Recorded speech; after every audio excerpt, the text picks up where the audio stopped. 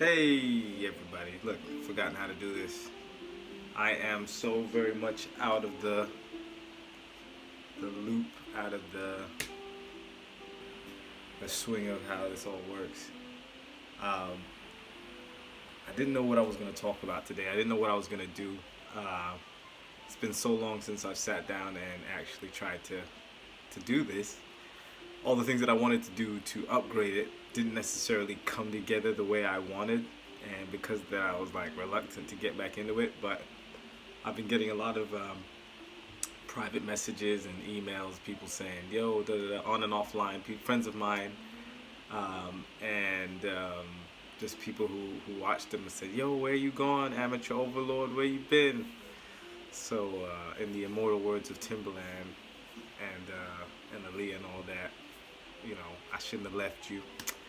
Uh, but I'm back. I'm here right now, and I've got nothing in mind as far as a topic today. So what I thought I would do, which is probably technically a topic, is just tell you what's happened since when last I did a video. Now, when I tried to do a video last time, I'd run out of memory, and I bought a tablet to try and do this on. The tablet's excellent. It's just not good for this, and I should have researched what I was purchasing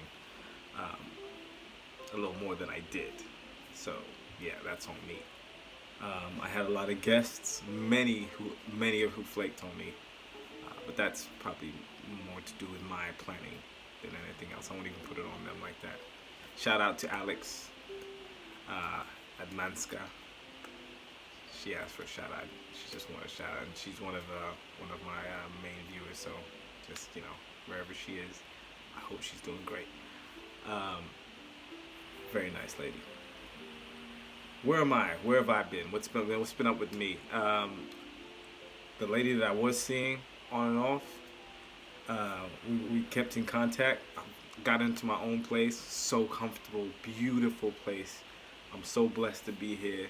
Not sharing with nobody. Not got nobody in my ear. Not got nobody in my business. Not got nobody disrespecting me, telling me where I gotta be, when I gotta be, how I gotta be it. I can't believe that I'm living this good, and it was so many wonderful things fell into place so this could happen. So I am like so thankful for all the bad things that did happen because of all the good things that did happen as a result of that. Still in the process of suing the Department of Works and Pensions. Got in touch with my local MP. She sent me a letter, let me know what's going on, because they wanted to deal with my case next year. Late next year. They were like, yeah, we'll deal with it in 2020 of next year. Got a case going on at work for harassment and bullying. It's crazy. One of the managers there was trying to make fun of me because of my stature, which I was technically okay with, but then I thought about the premise in which it happened, and I don't go to work to be disrespected, so I'm gonna use the channels available to defend myself, and that's exactly what I'm doing. That's an ongoing case. A lot of changes at work. Still not happy with where I work. Feel there's a lot of prejudice there that is accepted by a lot of people, and a lot of racism. And people need to understand something about racism, right? And I tell this because like the vast majority of people that I work with do not look like me. There's a few that do. Vast majority are not people of quote unquote color, and they are the nicest, most wonderful people. Like I can think of the people that directly in my gang, and they're white folks, they're Caucasians, and these guys are cool. They grew up in diverse environments, urban areas, and on a socio-economic level, we're the same. And I think that has more to do with how well you get along with someone. Because it's like, if y'all were raised on the same money in the same way, then you're going to have a lot more in common. And then the skin color will come into it in like subtle, nuanced ways. But these guys are all cool. It's the older white dudes that I work with that are just do some out and out racist stuff or subtle racist stuff, things that will, well, I'm gonna put him forward, I'm not gonna put him forward, I don't think he's got the aptitude for this, I don't think he's got the aptitude for that. And you're like, oh my god, if you know how smart I was, or the guys that I roll with, how smart they was, and if you weren't just trying to see me through my skin color, what your perception of what a black person is or shouldn't, like they like the black guys that I work with that are passive to the point of, you gotta put a mirror to their nose to know they're still alive. They like those kind of black guys. If you are an assertive black guy, you become an aggressive black guy. And they don't like assertive black men. No. No, don't. Why? He's a troublemaker. No, he's a troublemaker. He's always trying to make trouble. Don't like that. Don't like that. It's like, I'm tired of the bullshit. I really am. I am so tired of the bullshit. Like, if that place burned down tomorrow, I wouldn't do it. I'm not advocating burning down your place of work. Do not do that.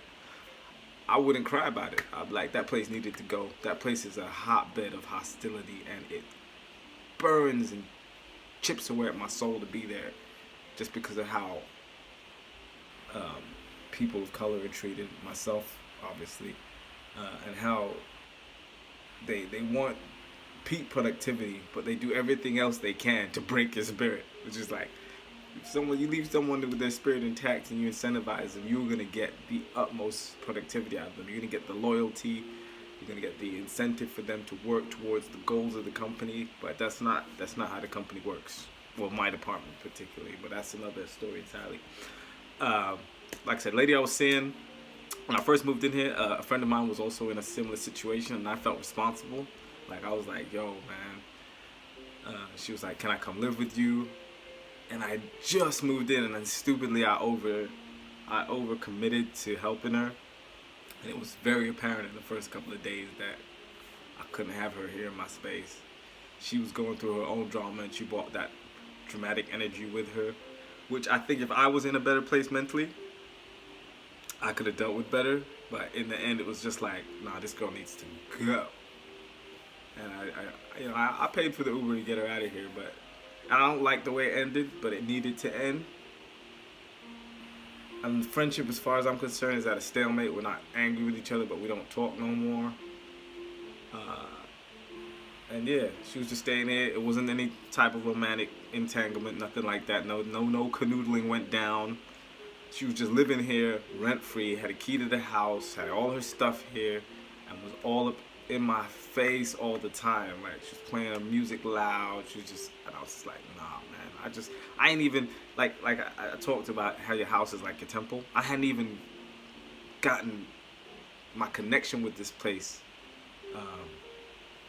set yet. Like, I wasn't even there yet, and then I got to deal with this. So then that was happening, and then my ex is just hilarious. She'll pop up every now and then. So I tried to tell her, like, yo, why are we talking? I'm never gonna be the friend that you want, and you're never gonna be the girl that I want. So why do we talk? It's not even a beef. And don't get it twisted. As hypocritical as this might sound, I do maintain contact with some of my exes. The vast majority, we are friends, but the way she will pop up into my life, I almost feel like she was emotionally, like I was a little emotional blanket, because she knows that if she comes here and she's not feeling good, I will do everything in my power to make her feel nice, get her food, tuck her in, make her a lunch. Like, it's really stupid stuff that I don't think I'd ever do anymore. And that's more because of me caring about her general well-being overall and not making it a thing about a relationship. It's just when you care about somebody, you can always care about them. But I feel like for her, it was just like, she looked at it as like these little free vacations from her life. I could be wrong. I could be misrepresenting who she is. But she's passive-aggressive as hell, and I have not got time for that. Dating apps, the Tinders, the Bumbles, the OK Cupids, the POFs, everything, all of it's stupid. 99% of women on there are looking for a sugar daddy. 99% on there don't know what they want. I guess that's, my math is terrible. It can't be 99 on all of them. It's just that I know what I'm looking for. I know what I'm ready for. I'm ready for a committed relationship. I don't want no nonsense. I don't want no drama. And there's certain things that I won't stand for. I don't care. I'm not gonna put up with it. I would rather be by myself than with somebody or in a situation that is gonna make me miserable. I will happily live alone. I can't do that. You know, I don't need help to be miserable because I'm not happy all the time myself. You know, I don't need to outsource my misery. But yeah, that's where I'm at these days. Looking to change jobs or transfer within my department, hopefully. Looking to see what else comes up in the new year. Got a lot of things going. Hopefully I'll do some cool vacations. Maybe some of this will get shot on location. I'm going to make more of an effort to connect with y'all. I'm going to get some more guests in here. Amateur Overlord has returned. I was in the jungle. As you can see, look at the stress. Look at the stress did. Look at the stress did to your boy. Turned into Gandalf out here. It's dead.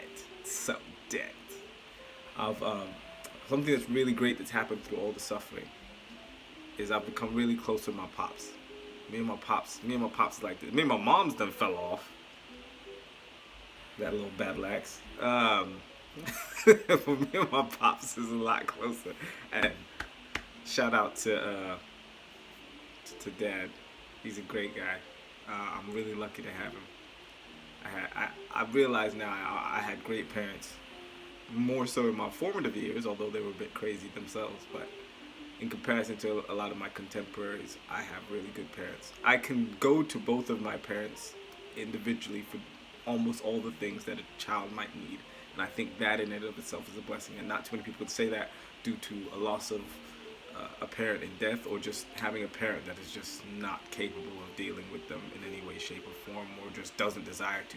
And I can say that for myself, I could take most things that happen to me to my pops. He might always give me the greatest advice, but I know he'll listen and he'll do his best to be a father. And he's a very intelligent man, and I like the way he's handling himself these days. He's a good guy. He's a very good guy, and I come from him, so that means, you know, I'm fly by association, so they say. Anyway, this is rocking off into the 12 mark. I just wanted to touch base with y'all again. Amateur Overlord has returned. I thank you. I love you. I want y'all to do something nice for each other out there. Life is hard. The only thing that we all have in common, even if it ain't the money thing, the socioeconomic thing, is that we all suffer. And because we all suffer, the most beautiful thing that you can do for another person is to take some of their suffering away. It doesn't necessarily mean something monetary. It doesn't mean you have to give them the peas, the funds. It just means that sometimes you can sit there and listen. And I'm finding as a friend, one of the best things that you can do for your friends is listen to them. Don't have nothing to say. And obviously you can add one or two quips. Not quips, but responses or rebuttals to let them know that you're listening. But to hear them out and just listen to everything they have to say. Because a lot of people just need someone to hear them.